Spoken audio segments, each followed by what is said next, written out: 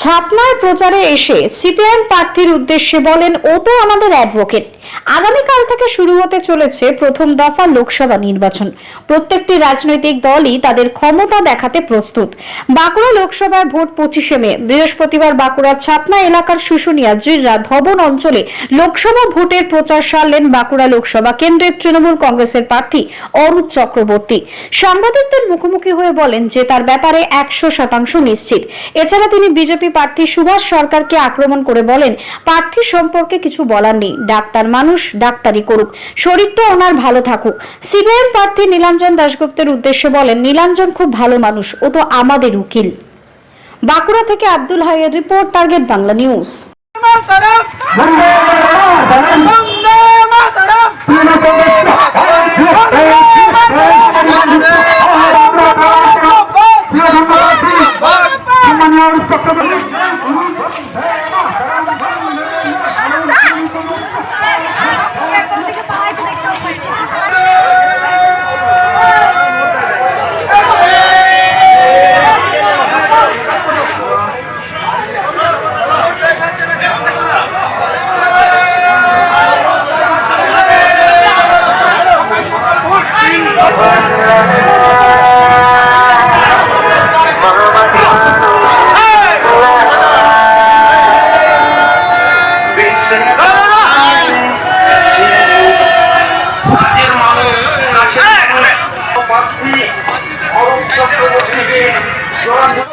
উন্নয়নের স্বার্থে মমতা ব্যানার্জির প্রার্থী অরূপ চক্রবর্তীকে জোড়া ফুল চিহ্নে ভোট দিয়ে বিপুল ভোটে জয়ী করুন।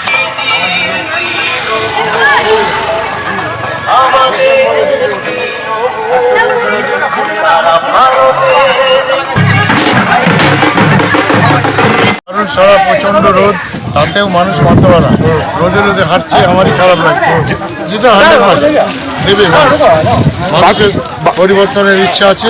প্রার্থী সম্বন্ধে কিছু বলার নেই, ডাক্তার মানুষ, ডাক্তারি করুক, শরীরটা ভালো থাকুক। না ঠিক আছে, নীলাঞ্জন বন্ধু ছিল, হয়তো আমাদের অ্যাডভোকেট, ঠিকই আছে।